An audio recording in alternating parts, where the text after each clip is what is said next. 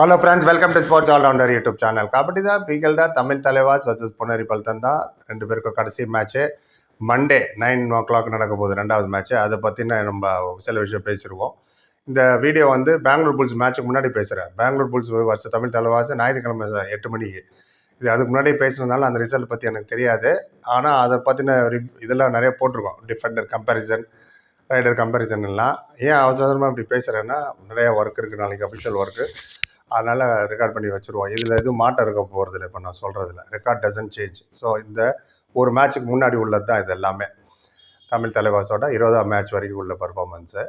And Bengaluru bulls மேட்ச்சை பற்றி அது ரிவ்யூ வரும் கண்டிப்பாக நைட்டு. அது ப்ரெஸ் கான்ஃபரன்ஸ்லாம் வரும். எங்களுக்கு தேவையான ஆதரவு தான். ரைட். புனேரி பல்தன் 8 வின்னு இது வரைக்கும் 55 பாயிண்டில் இருக்காங்க. தமிழ் தலைவர் 7 வின்னு 45 பாயிண்ட். சாரி. அண்டு ஃபஸ்ட்டு மேட்ச்சை நம்ம தமிழ் தலைவர் ஜெயிச்சிட்டோம் புனேரி பல்தன் 35-30. இவ்வளோக்கு அதில் அஸ்லம் இருந்தார். அவர் கேப்டன் 4 பாயிண்ட் தான் எடுத்தார். மோஹித் கோயத் ஒரு 13 பாயிண்ட், பங்கஜ் மோஹித் ஒரு 2, அபினேஷ் நடராஜன் 4 பாயிண்ட் எடுத்தார் அவங்களுக்கு. நமக்கு நரேந்திர 9 பாயிண்ட்ஸு, சச்சின் 8 பாயிண்ட், சாயல் வழியாக தான் அதில் கேப்டன் 3 பாயிண்ட். ஏன்னா சாகர் ஃபஸ்ட் மேட்ச்சில் இன்ஜூரி ஆகிடார், உங்களுக்கு தெரியும். இது முதல் மேட்ச், சைக்கலாஜிக்கல் அட்வான்டேஜ். அதில் அஸ்லம் இனாம்தார் இருந்தபோதே நம்ம ஜெயித்தோம். அதுக்கப்புறம் தான் எல்லாம் பாட்னா பேரேஜ் தோக்க ஆரம்பித்தோன்னா நிறையா மாறிடுச்சு. அது உங்களுக்கு தெரியும். அதை பற்றி டீட்டெயிலாக போக வேண்டாம். தமிழ் அரசு பற்றி நிறைய பேர் பேசிட்டோம். புனேரி பல்தன் சேட். ஏன்னா அஸ்லம் இனாம்தார் ஒரு பெரிய மிஸ் அவங்களுக்கு ஆஸ் அ கேப்டனாகவே. Is a very good captain, very good all-rounder. Raid ஆகட்டும், டிஃபென்ஸ் ஆகட்டும். 7 மேட்ச் தான் விளையாட முடிஞ்சுது. அந்த 7 மேட்ச்லேயே அவர் 31 பாயிண்ட் எடுத்தாருன்னா பாருங்கள். ஸோ அவர் இல்லாதது பெரிய செட்பேக்கு. டீமே ஒரு மாதிரி டிஸ்ஜாயிண்டட் ஆகிடும். ஓ இவர் இல்லையப்பா, என்ன பண்ணுறது அப்படின்னு. அதுக்கேற்ற மாதிரி இப்போ ரீசெண்டாக வேறு பிசி ரமேஷ் ஸ்டெப் டவுன் பண்ணிட்டார் கோச்சிங்லேருந்து. வேறு ரோல் எடுத்திருக்காரு இதே புனேரி பல்தனில். அஜய் தாக்கூர் வந்திருக்காரு. நிறைய பிட்ஸ் அண்ட் குவாலிஃபை ஆக முடியாது, அது எல்லாருக்கும் தெரிஞ்சது தான். தமிழ் தலைவாஸ் 2 மேட்ச் ஜெயிச்சிட்டாங்கன்னா பெங்களூர் புல்ஸுக்கிட்டையும் புனேரி பல்தன்ட்டையும் 55 பாயிண்ட் போயிடுவாங்க. ஆனால் ஸ்டில் 9th நம்பரில் தான் இருப்பாங்க. ஏன்னா புனேரி பல்தன் ஆல்ரெடி 8ஆம் நம்பரில் இருக்காங்க ஜாஸ்தி பாயிண்டோட.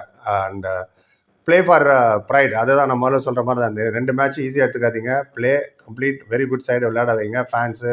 அண்ட் அச்சீவ் சம்திங், ஏதோ சாதிச்சோம், கடைசி 2 மேட்ச் ஜெயிச்சோன்றது தான் எல்லாம் ஞாபகம் வச்சுப்பாங்க. கடைசியாக வந்ததை யாருமே அந்த சோஷியல் மீடியாவில் போட்ட போஸ்டர்லாம் ஞாபகம் வச்சுக்க போகல. அதை கூட ஒருத்தர் போட்டிருந்தார். கரெக்ட் சார் நீங்கள் சொன்னதுன்னு. யாருக்கு என்ன victory only people will remember.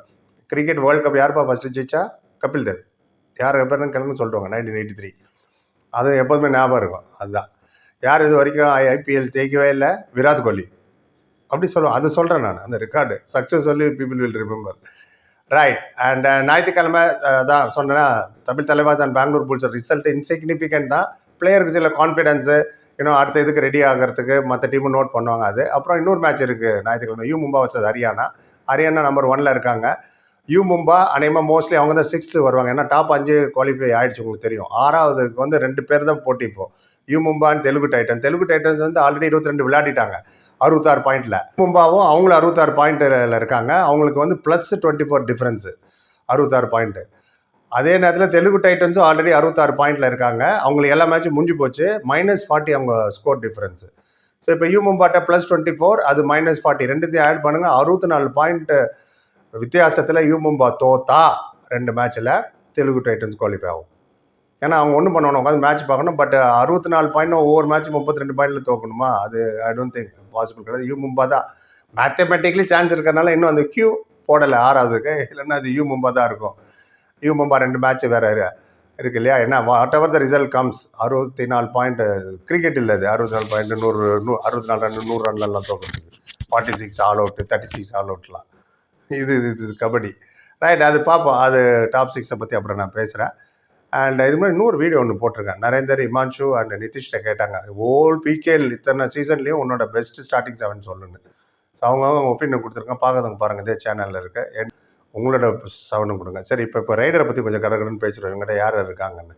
Puneri Paltan obviously Pankaj Mohit தான் அவங்களுக்கு ஜாஸ்தி, 109 பாயிண்ட் 21 மேட்ச்சில். 2வது ஆகாஷ் ஷிண்டே 92 பாயிண்ட்ஸ் 19 மேட்ச்சில். மோஹித் கோயத் ரைட் ரைடர், அவர் ஒரு 83 பாயிண்ட்ஸு. அப்புறம் ஆரியவர்தன், அவர் ஒரு ரைட் ரைடர் 35 பாயிண்ட் 12 மேட்ச்சில். அஸ்லம் இனாம்தார் அன்ஃபார்ச்சுனேட் இன்ஜுரினால குடன் கண்டினியூ.